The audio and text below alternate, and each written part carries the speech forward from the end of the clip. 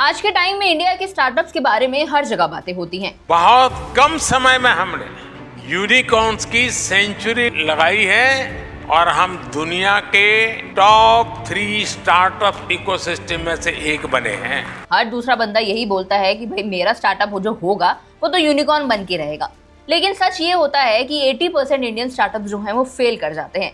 Investors पैसा डालते तो हैं लेकिन प्रॉफिट ज्यादा नहीं कमा पाते। पेटीएम, बायजूस, ओला इलेक्ट्रिक, क्रेड जैसी कंपनीज सबके पास हजारों करोड़ों रुपए की फंडिंग है, लेकिन प्रॉफिट काफी कम है। और एक साइड है एक कंपनी जोहो, जिसने बिना 1 रुपये फंडिंग लिए एक छोटे से चेन्नई के फ्लैट से शुरू करके आज ऑलमोस्ट 8,000 करोड़ की कंपनी बना ली। और सुनो, प्रॉफिट भी कुछ अराउंड 2,000 करोड़ का है। तो सवाल ये है कि जोहो ने किया कैसे और हम इस कहानी से क्या बिजनेस लेसन ले सकते हैं। नमस्कार दोस्तों, मैं हूं मानसी और आप देखना शुरू कर चुके हैं बॉस वाला का अकेडमी हिंदी चैनल। तो कहानी शुरू होती है लेट 1990s का टाइम था जो उस टाइम से। तो सिलिकॉन वैली में पैसा बरस रहा था। इन्वेस्टर्स इंटरनेट के क्रेज में पागल हो चुके थे। हर इंजीनियर के पास 10 से लेकर 100 करोड़ तक की फंडिंग हुआ करती थी। लेकिन जब सब अमेरिका में फंडिंग के पीछे भाग रहे थे, तब चेन्नई के एक छोटे से फ्लैट में 3 इंजीनियर्स ने मिलकर, जिनके नाम थे शेखर, टोनी और कुमार, एक छोटी सी कंपनी बना रहे थे, एडवेंटनेट। एक कंपनी के एक ऐसा सॉफ्टवेयर बना रहे थे जो बड़े ऑफिसेस के नेटवर्क्स मैनेज कर सकता था। सोचो, अगर ऑफिस में 200 कंप्यूटर्स हैं, 200 प्रिंटर्स हैं, 10 वाईफाई राउटर्स हैं और कोई एक सर्वर क्रैश कर जाए, तो एडवेंटनेट का सॉफ्टवेयर तुरंत ही बता देता था कि प्रॉब्लम कहाँ से आ रही है। बहुत स्मार्ट प्रोडक्ट था, लेकिन प्रॉब्लम ये थी कि उनके पास कोई बेचने वाला नहीं था। तब आए श्रीधर वेम्बू, जो यूएस में जॉब कर रहे थे। उन्होंने अपनी नौकरी छोड़ी, चेन्नई आए और एडवेंटनेट ज्वाइन कर लिया। श्रीधर ने देखा कि उनका प्रोडक्ट बहुत अमेजिंग है, पर वो उसे बहुत ही कम दाम में बेच रहे थे।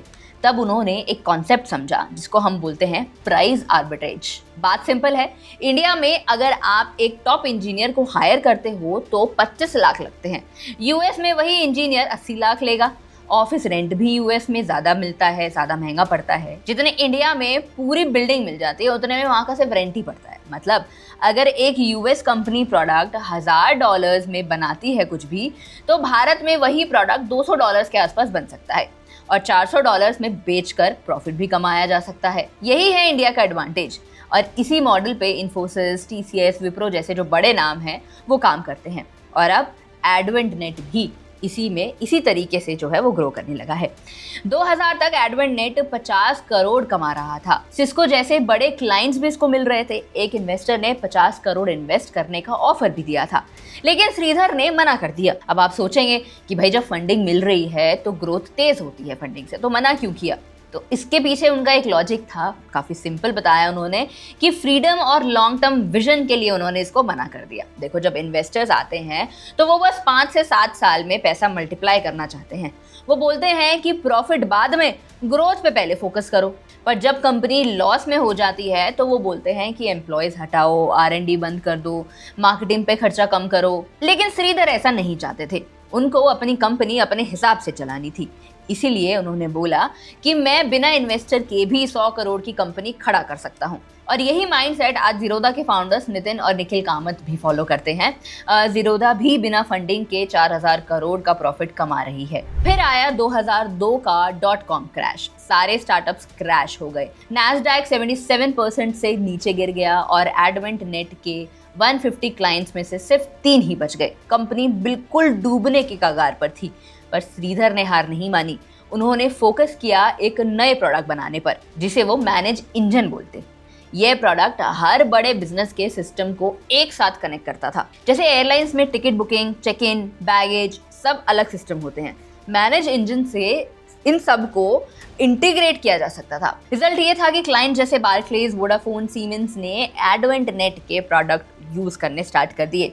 कंपनी ने फिर से ग्रोथ पकड़ ली। अर्ली 2000 में श्रीधर ने देखा कि इंटरनेट एक्सेस अब बढ़ने लगा है और छोटी मोटी कंपनीज को भी सस्ता सॉफ्टवेयर चाहिए। अब तब उन्होंने बनाया Zoho CRM, Zoho books, Zoho writer और फिर जोहो वन, एक पूरा बिजनेस सॉफ्टवेयर स्वीट। सोचो, अगर मुंबई की एक बेकरी है जिसका नाम हम बोल सकते हैं तनिषाज बेकरी, तो जोहो से वो इंस्टाग्राम पोस्ट शेड्यूल किया जा सकता था, कस्टमर्स के डीएम जो थे डायरेक्ट ऑर्डर लिया जा सकता था, इन्वेंट्री ट्रैक की जा सकती थी और जीएसटी रिपोर्ट्स ऑटो जनरेट भी की जा सकती थी। एक छोटी सी बेकरी पूरी तरह से डिजिटल बिजनेस में कन्वर्ट हो सकती थी। मार्केट में तब सेल्सफोर्स और माइक्रोसॉफ्ट जैसे जायंट्स थे, पर उनका फोकस सिर्फ बड़े कॉर्पोरेट्स पर ही था।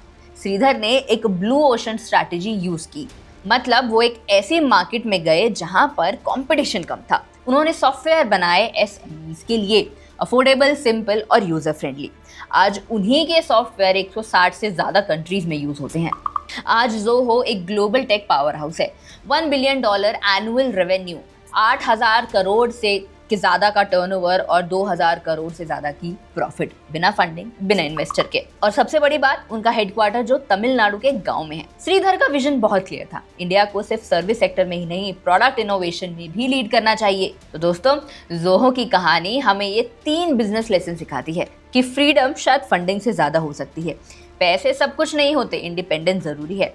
दूसरा, प्राइस एडवांटेज, इंडिया का टैलेंट और कॉस्ट आर्बिट्रेज हमारे लिए एक बिगेस्ट स्ट्रेंथ है।